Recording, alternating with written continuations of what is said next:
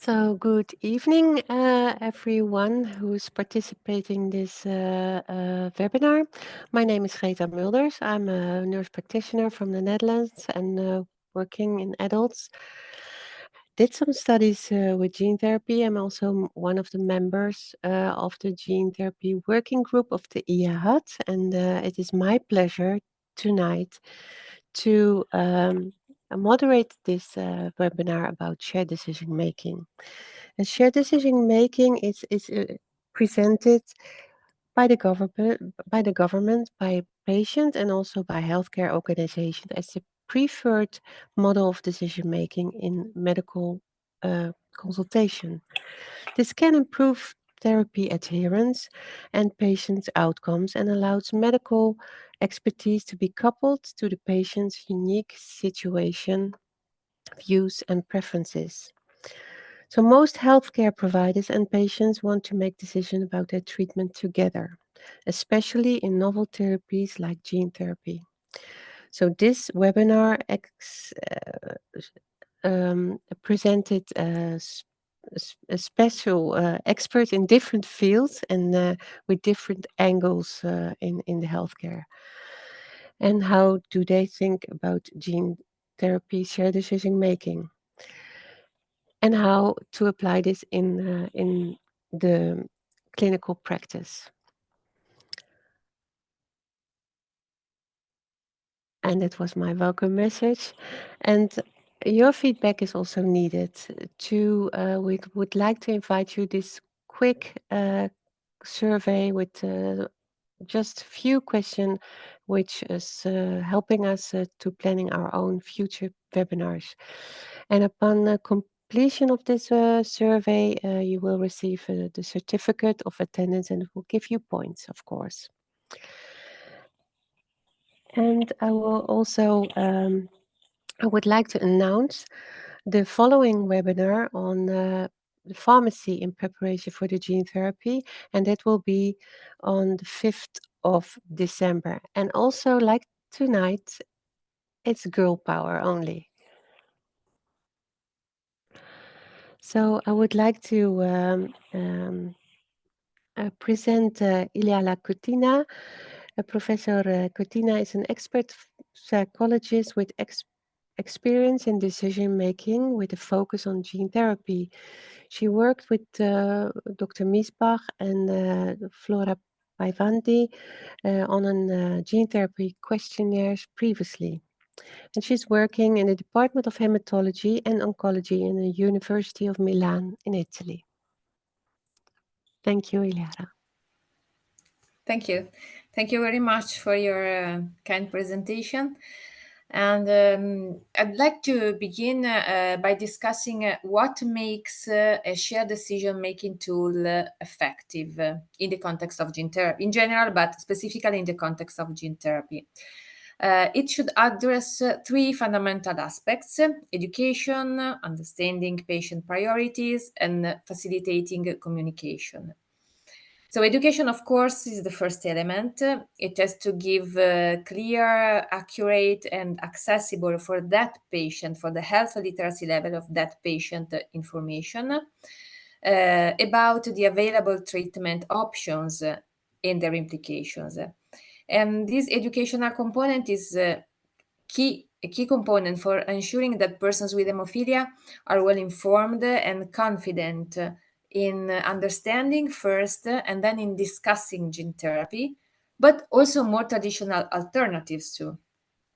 So the second key element is helping persons with hemophilia to clarify their personal treatment goals and preferences, because every individual has expectations and concerns when it comes to their health and quality of life. And a good shared decision-making tool has to support patients in reflecting on what matters most to them, whether it is minimizing day-to-day impact or focusing on long-term health or balancing treatment with their lifestyle, whatsoever. And finally, an effective shared decision-making tool should facilitate the dialogue between patients and healthcare providers. That is, facilitating an open exchange of information and perspective.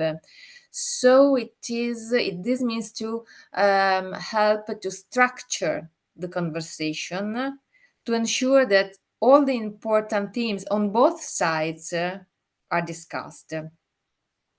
So now that we have quickly established what makes a tool effective, let's take a closer look to the available tools for shared decision making in gene therapy. So I will now focus on the two most complete and impactful tools dedicated to gene therapy. That are the Gene Therapy SDM tool and the World Federation of Hemophilia SDM tool.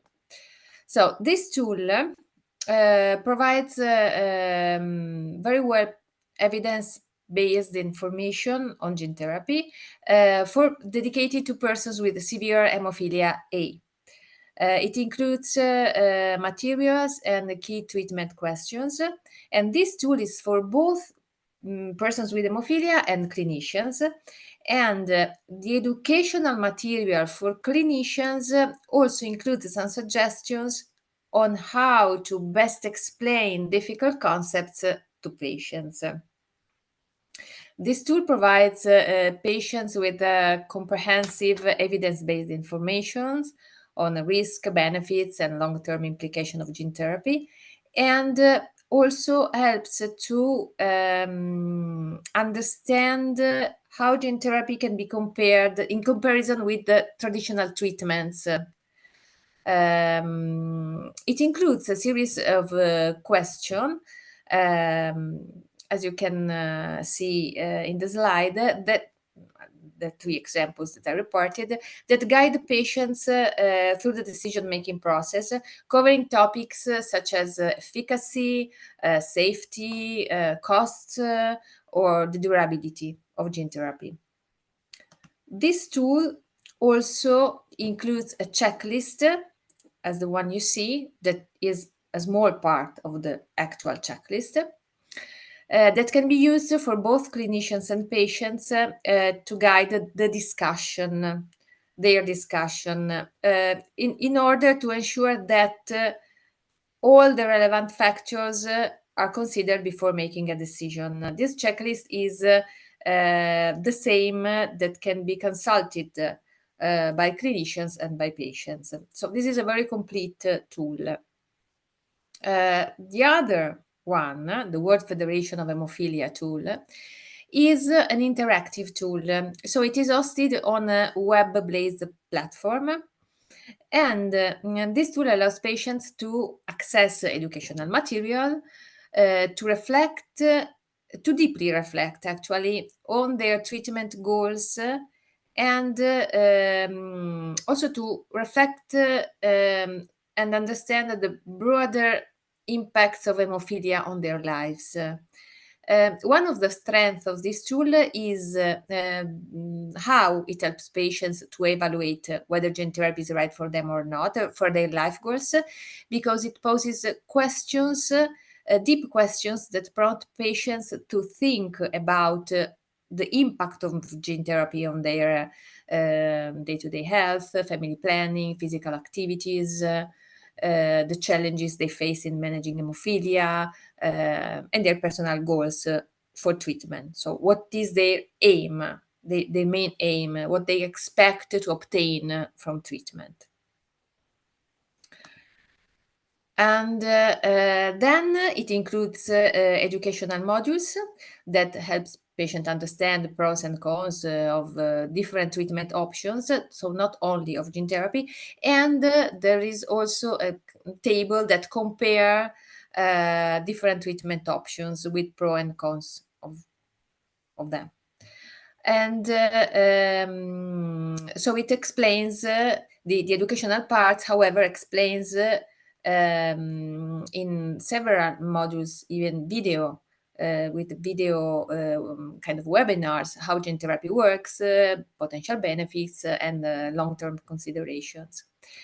And finally, it also helps to prepare conversation with the healthcare professionals, and that is a characteristic of this tool, also with family members, or more generally with loved ones.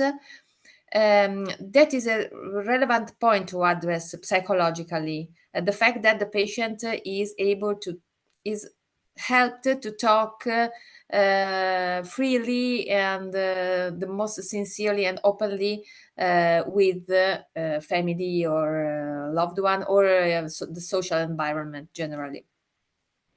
Then finally, the fact that this tool is interactive is positive because it makes the tool particularly engaging, encouraging patients to take an active role in their treatment planning. And in the end, at the end, it provides a printable summary of the patient's responses to the questions, because the patient has to write down the answer of the questions that are in the initial part, so that patients can take their answers with them, their reflections, their thoughts, into the discussions with the healthcare professionals. Then, to have a complete overview of the tools that can help patients in have a decision that is consistent with their own characteristics, values, and aims and preferences. There are other tools that are not specific for gene therapy, or they are not really shared decision-making tools, but are, however, tools that can be useful to support the decision-making process. And just to give a glance of the more used, there is the Goal-HAM tool that is relevant because it uses a validated psychological scale, that is the goal attainment scaling, that allows people with that allows persons who feel it, so in this case people with hemophilia, but it's not specific for people with hemophilia, however, allows to focus on their treatment goals, so set the treatment goals, for instance, how much is important to reduce bleeding events, or gaining physical independence, or maintaining joint health, and so on. So it can be relevant for this specific part of patients' preferences. Then another relevant tool that is an educational tool, just an educational tool, but is very complete, is the hemophilia gene therapy patient journey. This is thought to be used by both patients and clinicians. And this, in the form of questions and answers, make the educational part very easy to read for patients, and it also gives patients some, if the answer is not clear, gives the patient a suggestion for a question to make to his healthcare professional. I'm sorry, I again skipped another slide. Another tool that is worth mentioning is the appointment planner and conversational prompts guide. As say the name, it is a guide that is useful for helping patients to structure their thoughts and their priorities before meeting with their clinicians.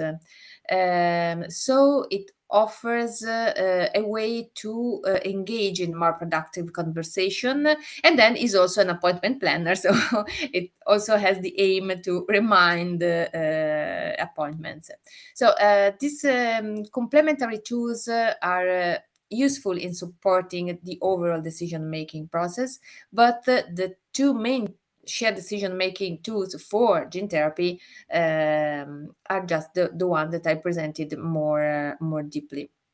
So in conclusion, as gene therapy is decision-making about gene therapy, about having or not gene therapy, is a multifaceted process that requires careful consideration of medical facts and of personal goals.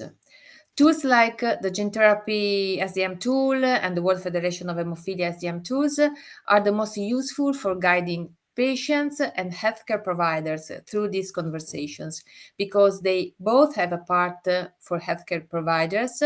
For instance, the World Federation of Hemophilia tool has the 8-step guide that I showed you for patients, but has also a 7-step guide for healthcare providers.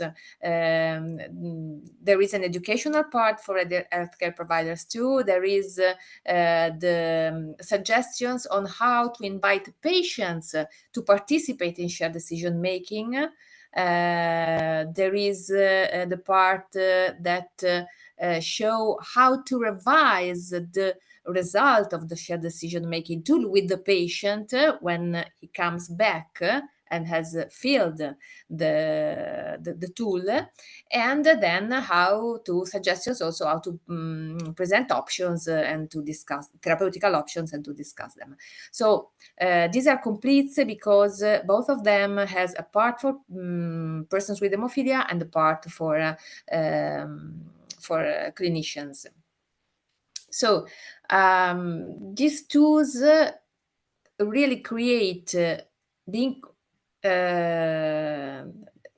as they have all the 3 points that we saw, they address all the 3 points that we saw at the beginning, are really useful to allow persons with hemophilia to move from a simple education to a real empowerment, ensuring or helping to take a decision that is truly shared and patient-centered, that could reflect both patient personal goals and the latest medical evidence.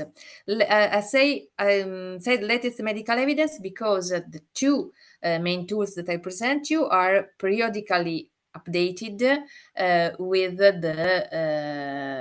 the new treatments or with the new information that become available. And I would like to thank you for your attention and for your patience with my difficulty with slides. Thank you. No problem, Ilaria. That's no problem. It's always a challenge to do this remote, right? And these webinars are not easy with all those IT things. But thank you for your presentation. So it's these tools, which one to choose. It's very, we can choose of the tools, and you had made it quite clear possibilities to choose. Very nice, updated tools. And now we move forward to Khair, and she will talk about the do's and the don'ts in shared decision making. And I think a lot of people know Kate. She's a nurse and she's a director of the research at Hemnet in London, United Kingdom. And this year she won the EAHAD Lifetime Achievement Award. So never forget that. So stage is yours, Kate. Thank you. Greta, thank you very much, and thank you for inviting me to give this talk on shared decision making. So to start off with, I'm just going to say that I could spend all day having a slide that says do and a slide that says don't. So do give plenty of time, don't rush. So where I've said do something, you can think of the converse. And if I've said don't do something, you can think of the converse of the things that you should do.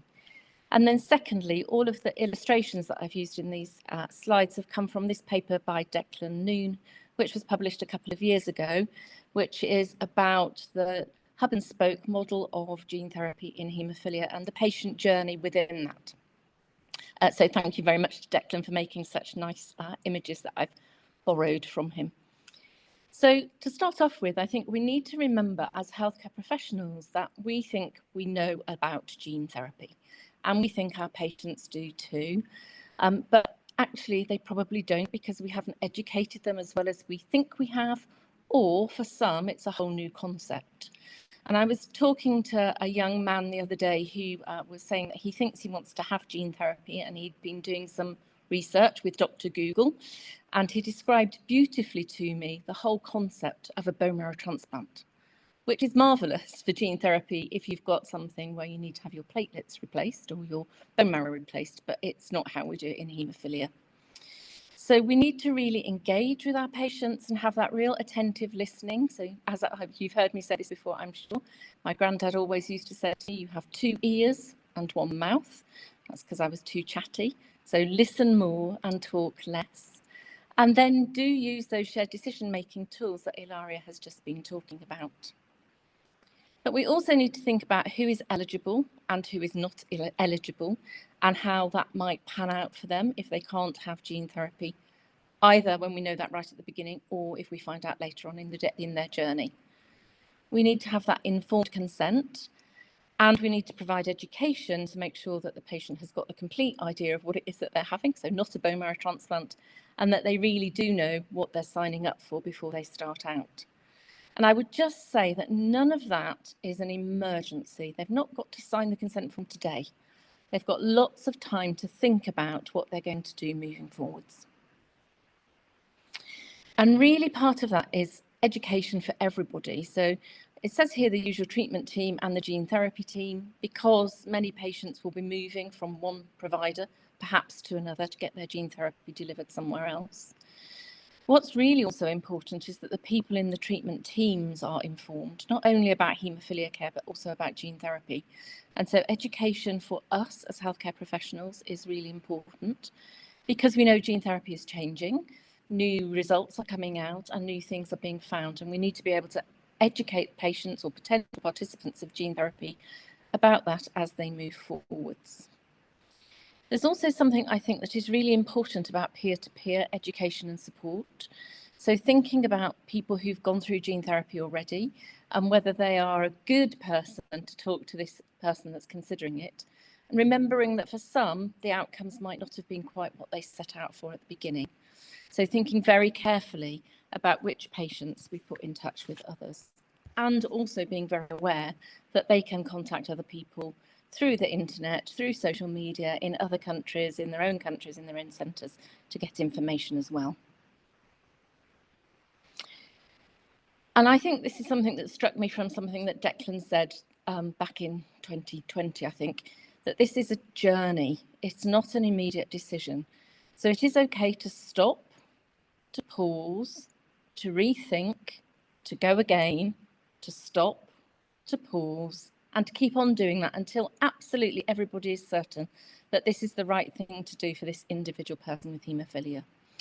And a lot of that is through using the shared decision-making tools, but we're also recognising that some people might not want to engage with those tools at all. Thank you very much.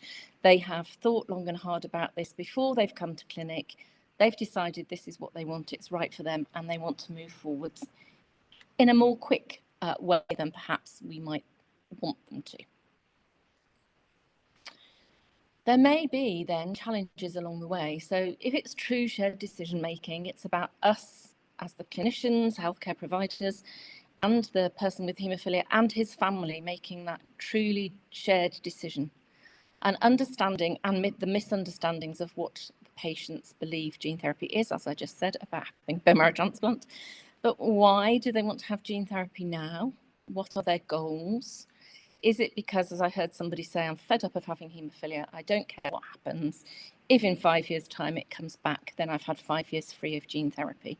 I think as long as you are aware that that's a potential, then they make that decision with consent and can move forwards. There are, of course, issues of logistics and organisations, and I'm really pleased that you've got a pharmacy webinar coming next, because I think it's difficult for people with haemophilia to understand that this isn't just go to the fridge, get out a bottle of factor 8, reconstitute it and inject it like we would any other day. There's lots of organisation from the healthcare provider side of things that have to go before you can get the day that the person comes to clinic to have their gene therapy. And of course, life gets in the way for people with haemophilia. So it may well be that, you know, the week before gene therapy, they end up having surgery. So the whole gene therapy gets postponed for a while. And we just need to think about the logistics of how difficult that would be if you've worked up to thinking you're going to have gene therapy next Tuesday. And it's not just the person with haemophilia. So gene therapy impacts way beyond that person and has a big impact across the family. And the work that Simon Fletcher's done for his PhD around gene therapy has shown that the impact on particularly wives is quite high. We heard some people talking about how their husbands, when they were having steroids, got very active and hyperactive and caused a lot of distress to the family. And it might be that for this particular patient who's gone through this shared decision-making journey with you, he's decided at the end that actually it might not be this gene therapy today. So that then isn't time wasted, it's time that has been put into the next gene therapy that comes along that he might want.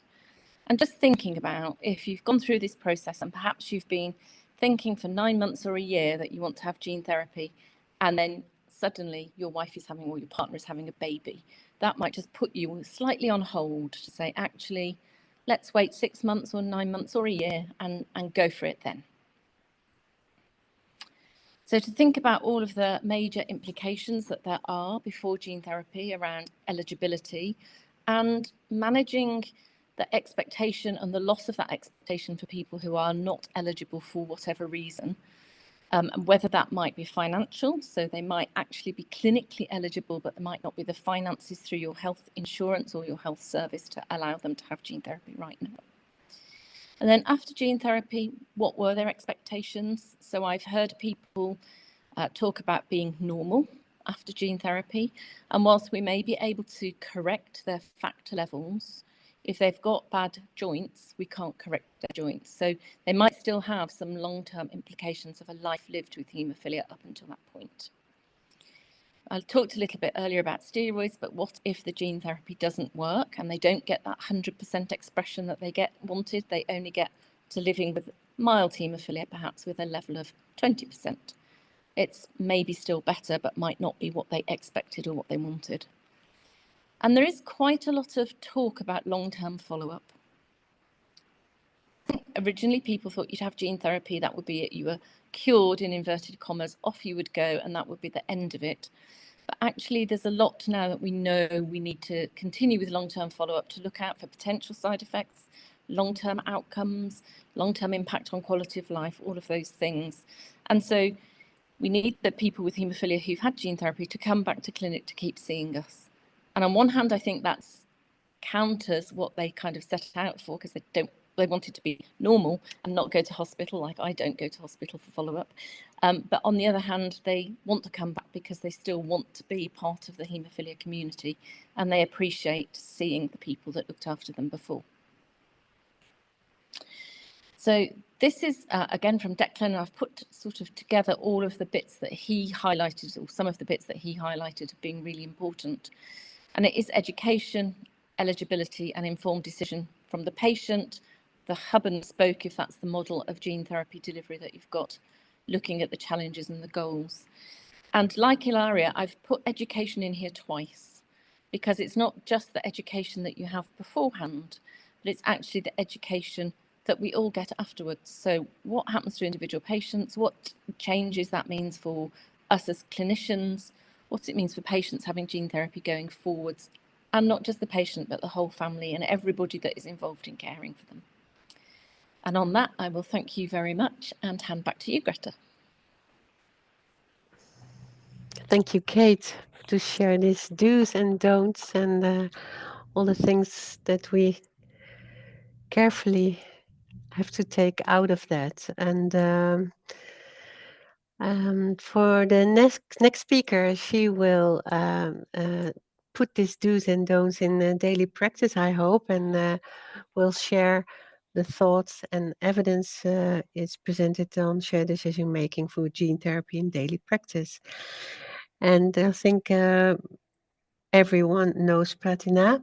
She's a member of the EHAD Executive Committee and also the Gene Therapy Working Group, and Professor of Hemophilia and Hemostasis of the University College in London and the Hemophilia Center at the Catharina Dormandy Hemophilia and Thrombosis Center at the Royal Free Hospital in London. Thank you for being here, Pratina, and taking the time to share with us your thoughts about shared decision making. Thanks a lot, Greta. Thanks very much. Again, I would like to thank the organizers for inviting me to be part of this panel discussion. And I kind of want to share some of our experiences with the shared decision making for gene therapy. If we think in terms of these are my disclosures.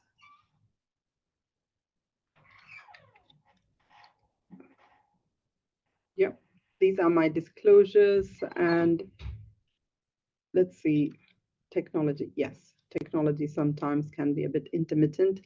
So I think in terms for me, I think although we talk about shared decision making as a new concept, it is fundamentally a part of what we call as patient-centered care.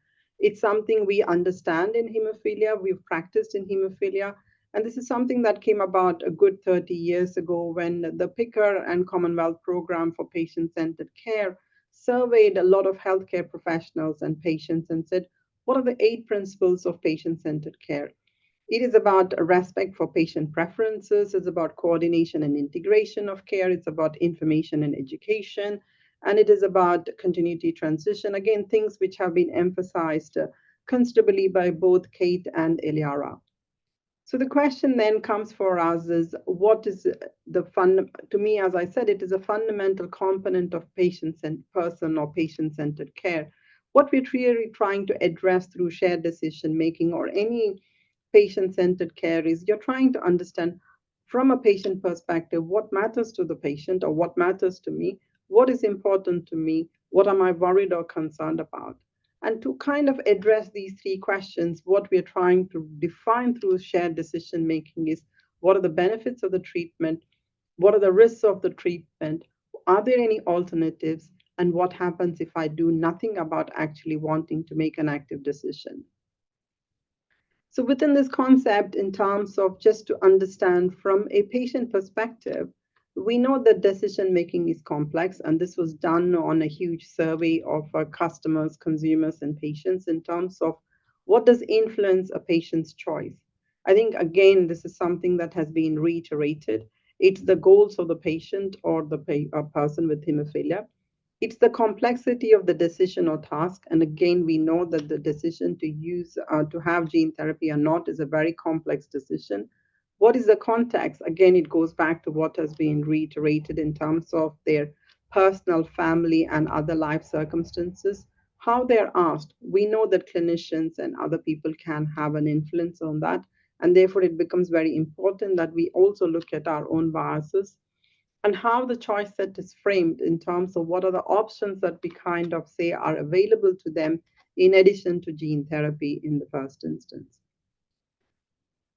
So if we think in terms of some of the challenges of shared decision making, we know shared decision making has been around for a long time. I think it is about empowering the patient, but I think it's also understanding this empowerment must be completely underpinned by education. And this was a letter that was published as late as 2020 in the BMJ, where it says that doctors have expertise that patients want or need. It isn't about giving patients a booklet and saying you're educated. It is about actually sitting down with the patient and understanding what does this mean to you in terms of how making a decision or not a decision about having a treatment. Again, I think Ilaria has nicely illustrated to us in terms of the various shared decision-making tools. To me, shared decision-making is about somewhat, it's a bit simplistic or not. It's about how do you choose between apples and oranges? And these are the kinds of things sometimes. If I ask that, you will say, well, it's a matter of choice, it's a matter of taste, it's a matter of how they look, etc. So, in similarly, I think why are we so worried about shared decision making today when we have not been that actually involved until even 10 years ago? For me, the big thing about shared decision making in the context of gene therapy is to do with the nature of treatment choice. I think if you have to redefine or recategorize the treatments, you can put them as reversible therapies, which includes your replacement therapy and the non-factor therapy. And then you have your irreversible intervention or gene therapy. And this is what is driving the entire issue about it isn't a matter of try, and if you don't like it, you can discard it. It is a matter of once you've tried it, there isn't actually a going back. And a lot of the time in my discussion to patients, I always say, this is a one-way ticket. You can't reverse it. And therefore, you make only one choice is at the time of the infusion. And once the infusion is done, really, there is no more kind of going back. You can't actually withdraw consent once you've had the infusion. And that is the single most important thing that we have to remember. What we don't want is a buyer's remorse or a buyer's regret. What we don't want is patients to kind of feel 5 or 10 years down the line, well, that was not the right decision because I wasn't adequately informed. And that is something that is going to drive the importance of shared decision making in the context of gene therapy. So in terms of the education, we've kind of said it's very important that everybody is educated, not just the patient, the clinicians, and it is a wider MDT. It's just not the doctor or the nurse, the physiotherapist, the psychologist. Everybody needs to understand what are the issues under discussion. You can think in terms of they can be treatment related issues and they can be patient related issues. If you think about treatment related issues, we can kind of talk about the benefits of treatment, what it means to the person to have the treatment, what is the variability in response. It's important they understand that we can't predict the response in a given individual. What about the durability of response? We know there is a difference between hemophilia A and B. Then there is the issue of immediate allergic reaction seen in a very small minority, but they need to be aware of it. Then we also have the immune response and the liver inflammation and how we might want to manage this. And again, this has been alluded to in terms of the treatment failure and the potential for retreatment. What about the patient's expectations? They're all educated and they understand what it means, but most people will never contemplate the thought of a failure. So although we would have informed and discussed it endlessly, but when treatment failure does happen, we have a responsibility to be ready to support this patient through the entire kind of the implications of the treatment failure, mostly the disappointment about the treatment failure. Then there is the issue of long-term safety and registries. Again, if you think in terms of what are the patient-related concerns or issues, what are the expectations of the patient? Is the patient motivated enough? I think we can't have, I'm going to have an infusion and goodbye, and I don't want to ever see you. That's just not going to work. What about the relevance of factor level to the patient? Does it make a difference for them between a 4 and a 7%? It does not. What they want to know is, how do I need to have prophylaxis? What do I need to do in the context of a bleed? Do I need to have treatment in the context of surgery? So the level itself, we can't be too fixated on it. Then the time commitment and the potential lifestyle restrictions. If this is somebody who is traveling every week for work purposes, is this the right thing for them? Then they need to understand the issues of contraception, that there is a need for barrier contraception. And also to have a little bit of a discussion in terms of the psychological support, because if you don't introduce the concept up front, there is reluctance to pick it up after the treatment has started. And again, within this context, we also discuss the other current and future therapeutic options that might be available for a particular disorder. Then we also need to address the clinical uncertainties. It is just not about the benefits of the treatment and the patient's expectations and motivations. We need to also address the unknown unknowns or the known unknowns in terms of what level can the patient expect, what is the duration of the clinical effect. Again, in terms of the immune response, the transaminitis and its management. What is the potential long-term safety of gene therapy, the risk of integration and the risk of any cancer? And what is the risk of thrombosis? Are we going to move to a population risk, or is there an increased risk at higher levels? And I think it's very important to reiterate the uncertainties so that it isn't that patients remember everything in one consultation. We know published literature suggests that the average retention of any consultation is anything between 5 to 7%.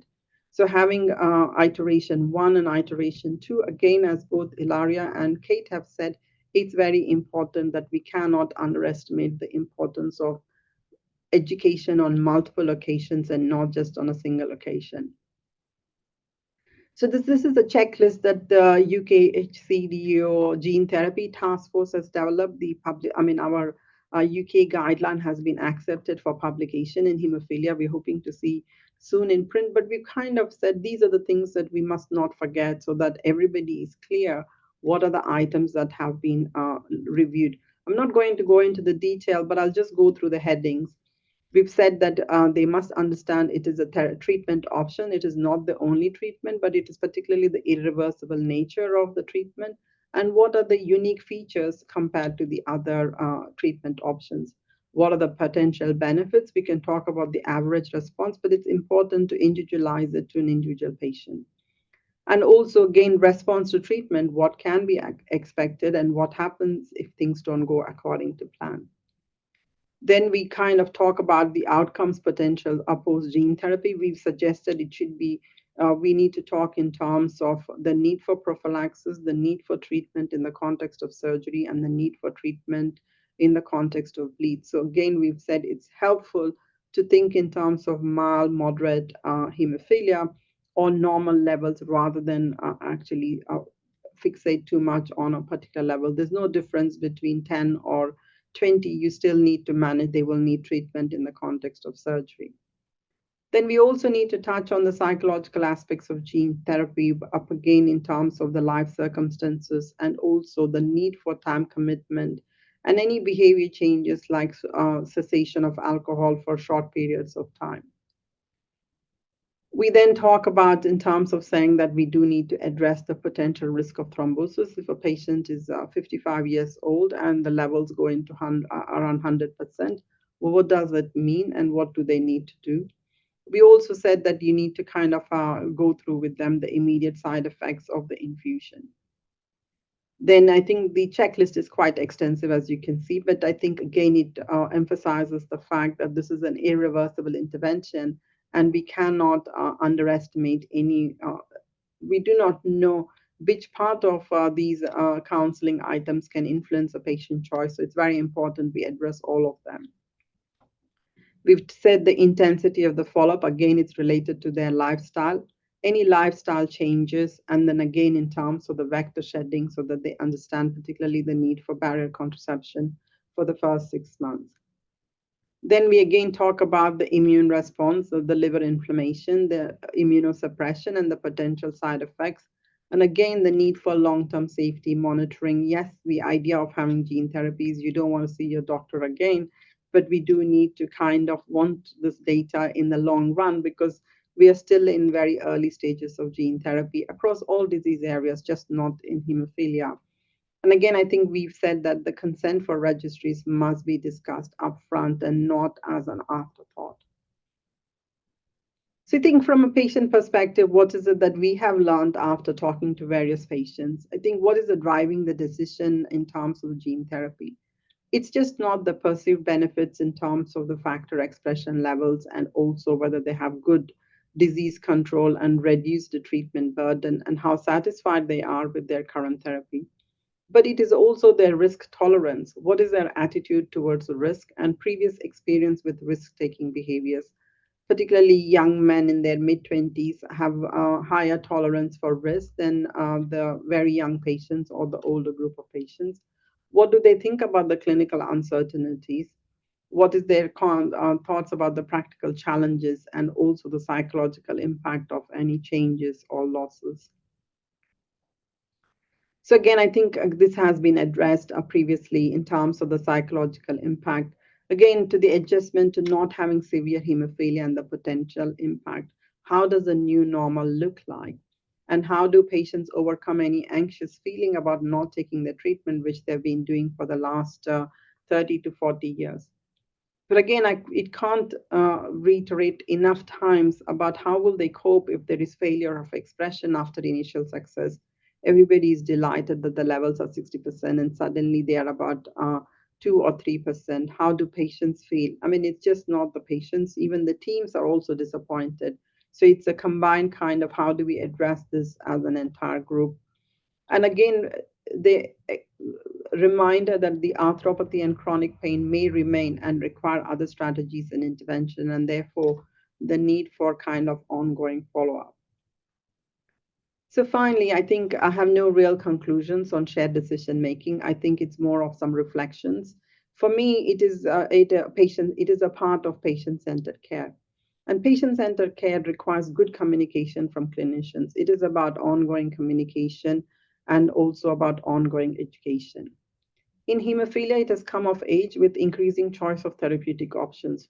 Really, previously, we didn't have a lot of choice. You had a choice between one brand of factor VIII and another brand of factor VIII, which wasn't a lot of choice because often organizations dictated that. But for the first time, there's so much choice given to patients that the educating them about what each choice means to them suddenly become very important.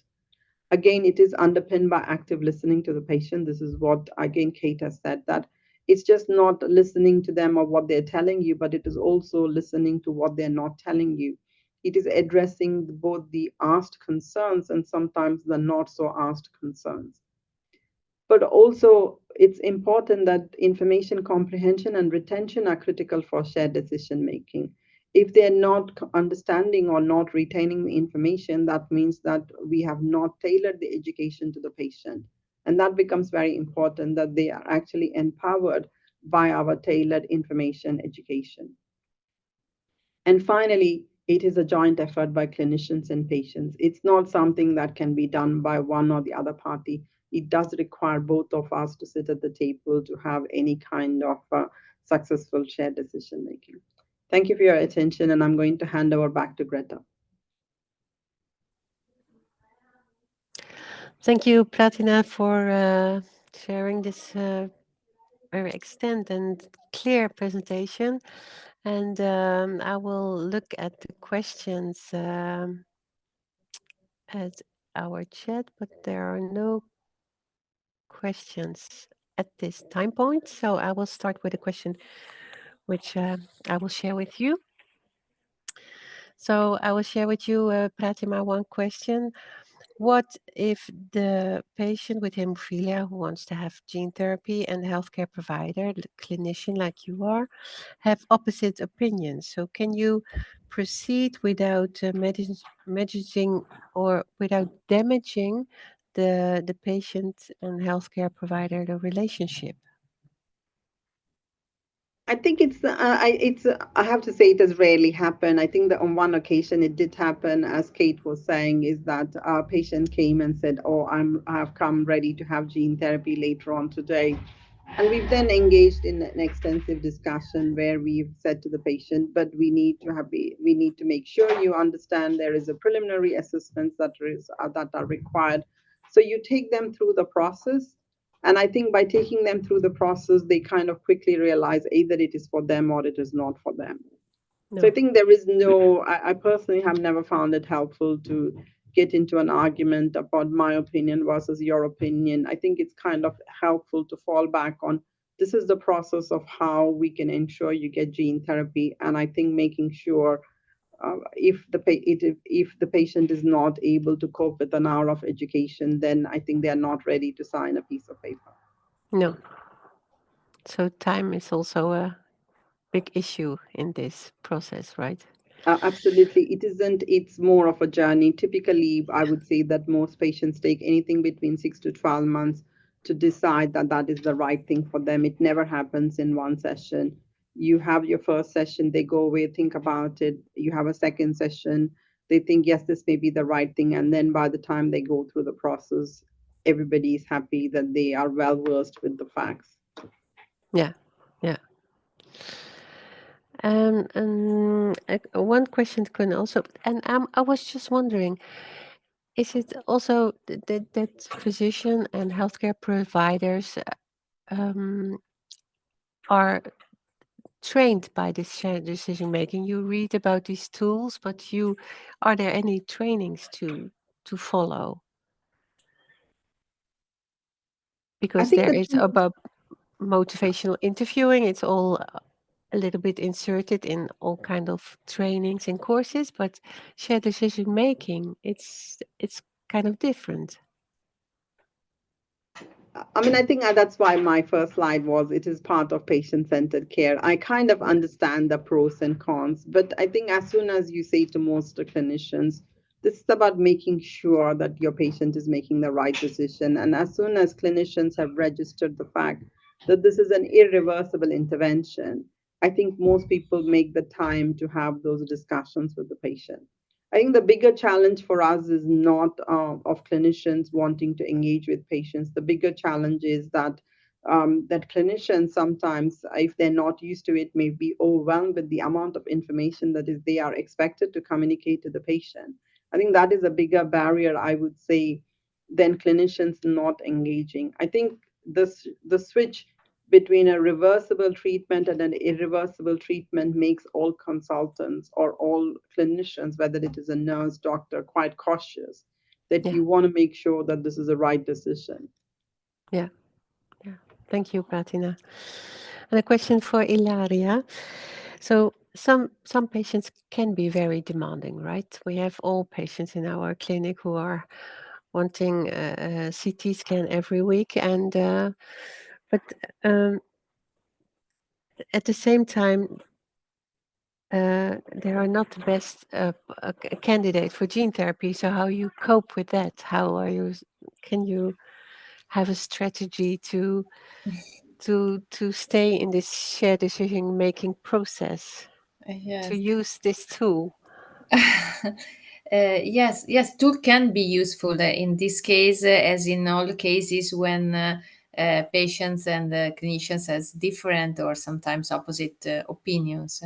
If clinicians are more cautious about gene therapy than patients, then it's important that